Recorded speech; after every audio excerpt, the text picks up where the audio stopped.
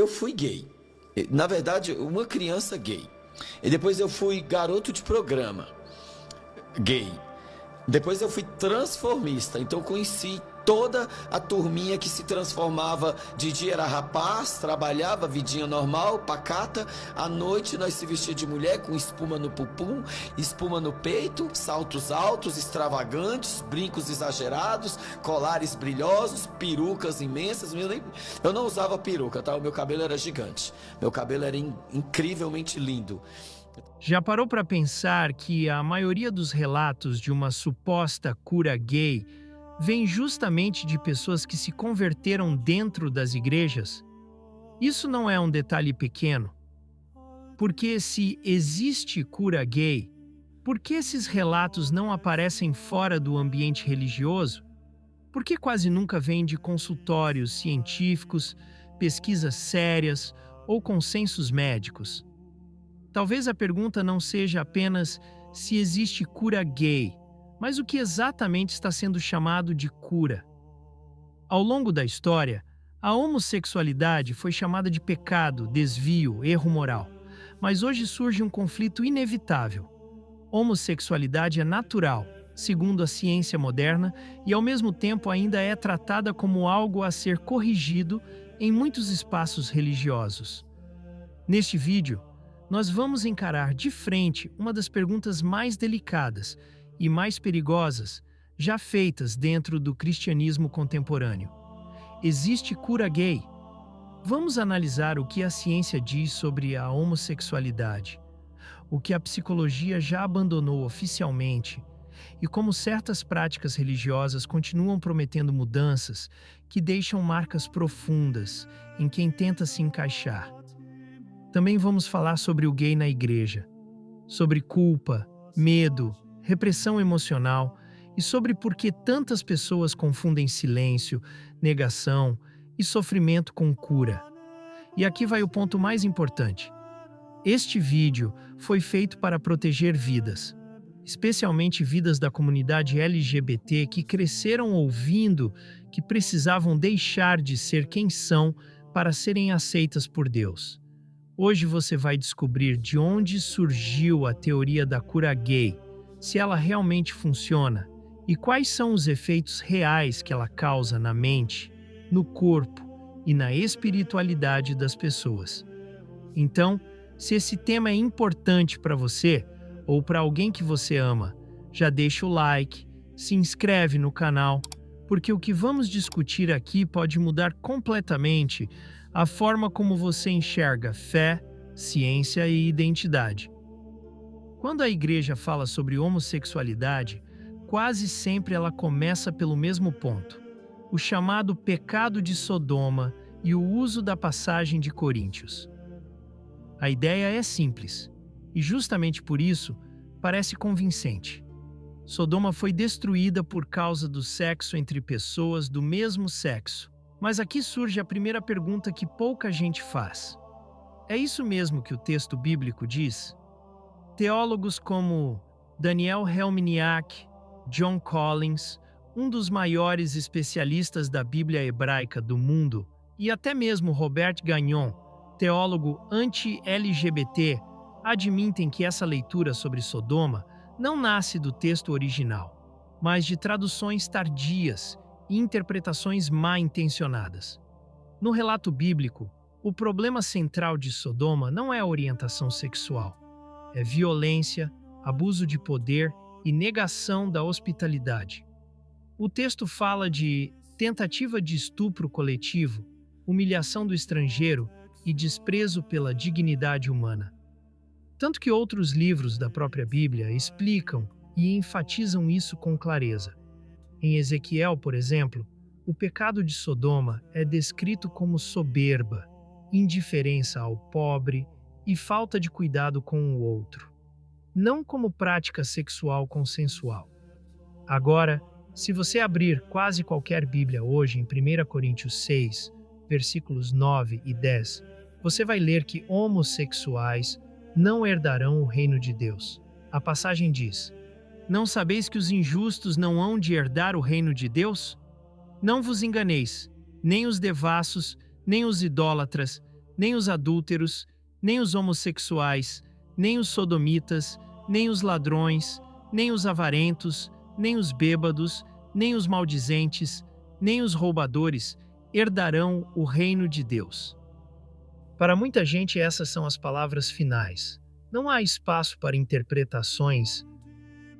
Mas, e se eu te dissesse que a palavra homossexual não deveria estar ali? E não sou eu quem está dizendo, é a própria língua grega e hebraica em que a Bíblia foi escrita.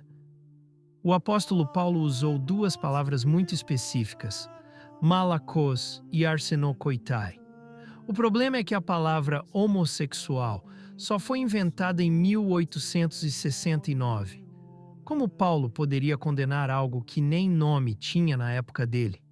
De acordo com o teólogo Daniel Helminiak e o historiador Stephen J. Patterson, o que aconteceu aqui foi um erro de tradução, proposital ou não, que mudou tudo.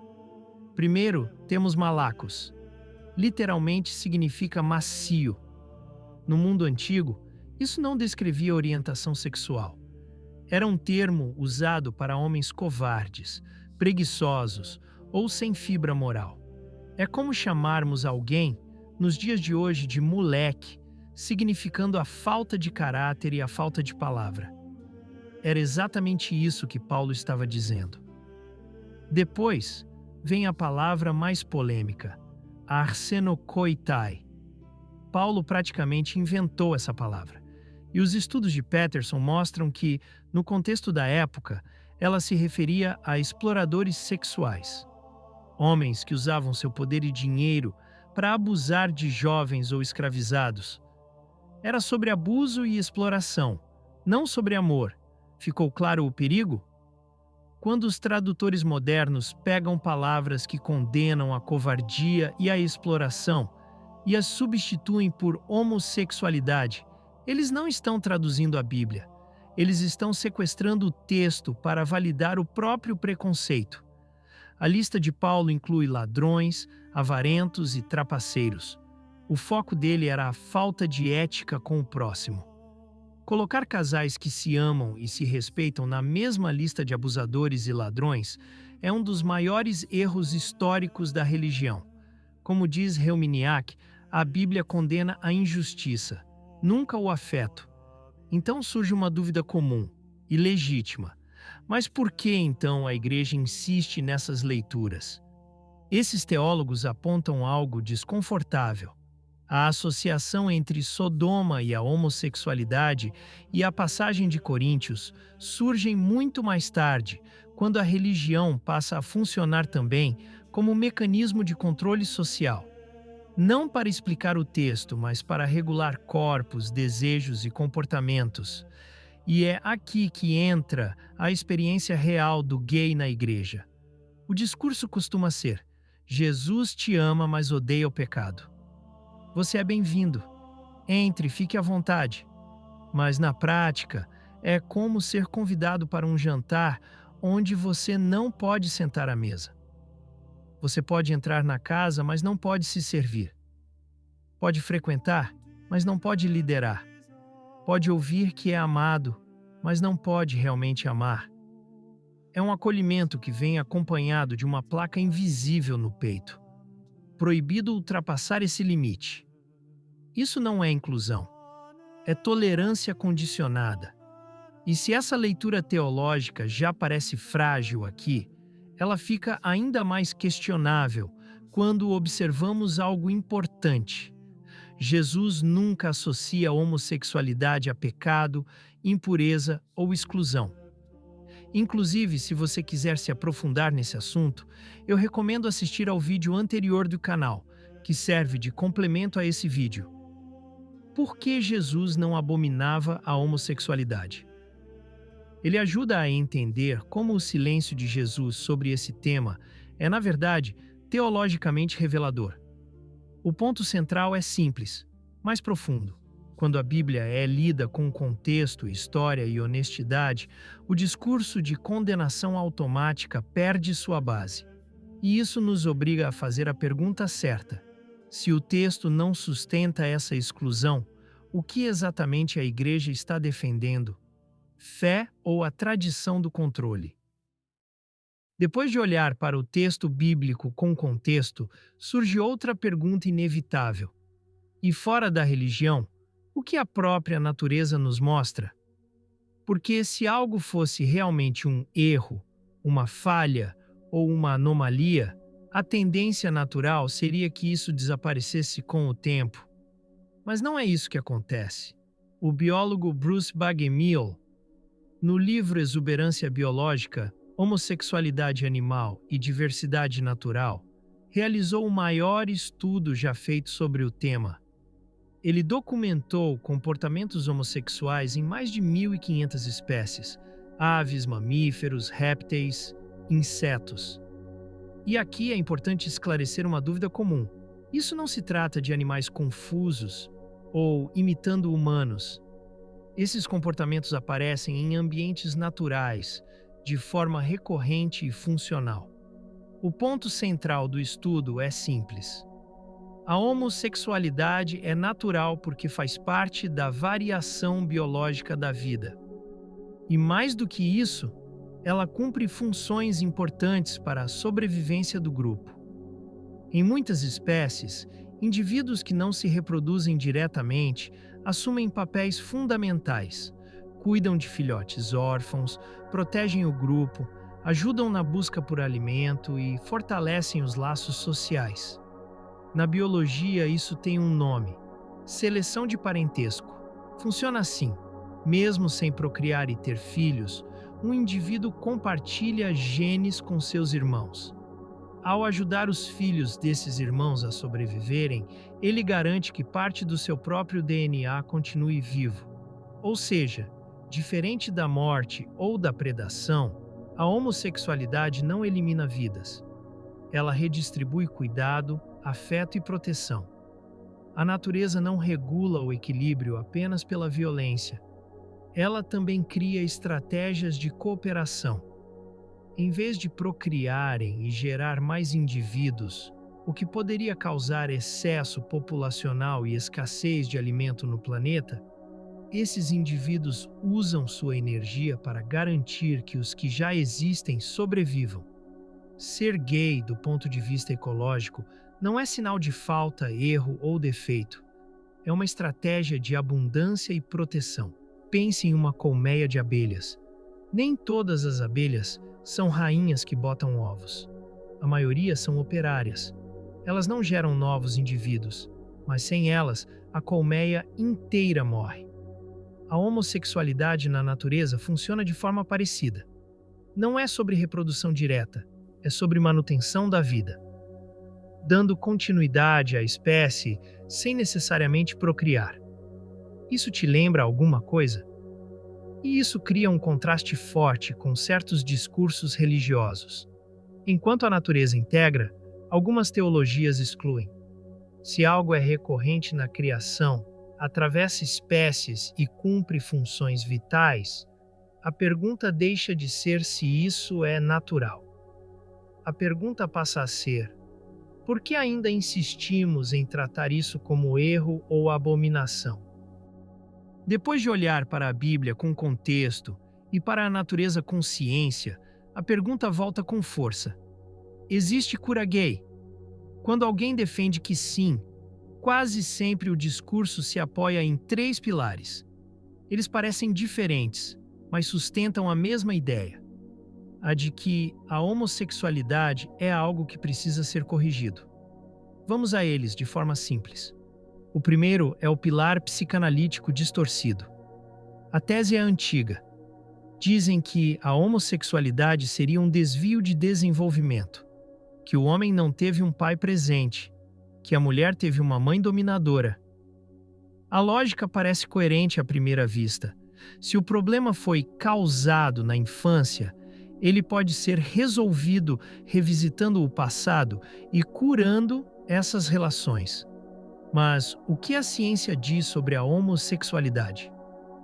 O relatório da Associação Americana de Psicologia, APA, é direto. Não existe evidência científica que ligue orientação sexual a dinâmicas familiares. Pais ausentes, mães dominadoras ou traumas infantis não determinam se alguém será gay ou hétero. A ciência moderna entende a sexualidade como um fenômeno multifatorial, envolvendo biologia, genética e fatores hormonais. Sustentar que a homossexualidade é um déficit é usar teorias do início do século XX que já foram superadas por estudos mais sérios. É como tentar explicar o clima de um país olhando apenas para a cor das flores de um jardim. É uma simplificação grosseira que ignora todas as forças reais em jogo. O segundo pilar é o religioso. Aqui, a homossexualidade não é vista como identidade, mas como tentação, fraqueza da carne ou desejo desordenado. Algo que estaria em você, mas não seria você. A lógica é clara. Com oração, jejum e esforço espiritual, Deus removeria o desejo ou daria força para nunca vivê-lo. O problema é que a ciência já investigou isso. A APA analisou as chamadas tentativas de mudança da orientação sexual, conhecidas como SOCI. A conclusão é firme. Essas práticas não mudam a orientação. Algumas pessoas até conseguem mudar o comportamento externo, parar de se relacionar. Mas o desejo e a atração continuam ali. O resultado não é transformação. É o surgimento de uma identidade de fachada. Isso gera o que a psicologia chama de estresse de minoria, aumentando drasticamente os riscos de depressão, ansiedade e ideação suicida, em alguns casos, até 8 vezes mais. É como tentar mudar o tipo sanguíneo de alguém com meditação. Você pode convencer a pessoa de que mudou, mas numa situação real, a biologia continua sendo a mesma, e ignorar isso pode ser fatal. O terceiro pilar é o comportamentalismo forçado. Aqui, o foco não é desejo, mas aparência. O homem precisa falar mais grosso, sentar como homem, gostar de esportes. A mulher precisa ser delicada, feminina, contida. A lógica é simples e perigosa. Se você mudar o comportamento externo, o interno mudará depois. O famoso finja até virar verdade. A psicologia moderna chama isso de dissonância cognitiva e dano iatrogênico, quando o tratamento causa a doença. Forçar alguém a viver contra a sua natureza não o torna heterossexual, o torna fragmentado. Os efeitos colaterais são claros: ansiedade social, perda de autoestima, dificuldade de criar vínculos reais e dissociação emocional. É como tentar consertar um computador mexendo apenas no teclado. Você pode mudar as teclas, mas o sistema continua processando tudo da mesma forma. Em algum momento ele trava. Quando juntamos tudo isso, a conclusão se impõe. Não estamos falando de cura. Estamos falando de repressão, culpa e sofrimento legitimado. E a pergunta final deixa de ser se existe cura gay para se tornar algo mais honesto. Por que ainda insistimos em tratar diversidade humana como doença? Depois de tudo isso, talvez o maior conflito não esteja na ciência, nem de como a Bíblia lida com o contexto. O conflito está na forma como lidamos com a diferença. Durante séculos, quando algo não cabia nas categorias morais dominantes, a solução foi tentar corrigir, suprimir ou silenciar. Mas a filosofia moderna nos convida a outro caminho. Pense em Kant. Ele dizia que a dignidade não vem de se encaixar em uma norma, mas do valor intrínseco da pessoa. Pense em Michel Foucault.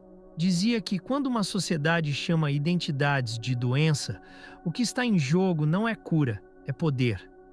Então, qual seria uma saída real para esse conflito? A proposta não é convencer igrejas à força, nem expulsar a fé da vida das pessoas. A intervenção começa por um agente, a própria pessoa. Não como alguém que precisa ser consertado, mas como alguém que precisa se compreender sem culpa. O meio não é repressão, é consciência crítica. É aprender a diferenciar fé de ideologia, texto bíblico de tradição humana, espiritualidade de controle moral. E a finalidade não é mudar quem você é, mas parar de adoecer tentando ser outro. Quando entendemos que a homossexualidade é natural, o debate deixa de ser sobre cura e passa a ser sobre reconciliação, consigo mesmo, com o corpo e, para quem crê, até com Deus. Talvez o caminho mais honesto não seja perguntar como deixar de ser quem eu sou, mas sim por que me ensinaram a odiar aquilo que não escolhi. Esse vídeo não encerra a discussão, ele abre espaço para ela. Agora eu quero ouvir você. Qual foi o argumento que mais te fez pensar sobre a própria identidade? Como você viveu esse conflito entre fé, ciência e identidade? Qual a história mais bizarra que já ouviu nesse contexto? Deixa seu comentário aqui embaixo. Esse canal existe justamente para transformar silêncio em diálogo e culpa em pensamento crítico. Lembrando que na descrição desse vídeo deixei as fontes usadas para esse vídeo. Comprando pelo link, você ajuda o canal a crescer. E se essa reflexão fez sentido para você, compartilha, se inscreve no canal e continua essa conversa com a gente. Porque o problema nunca foi quem você é. O problema sempre foi o que fizeram você acreditar sobre si mesmo.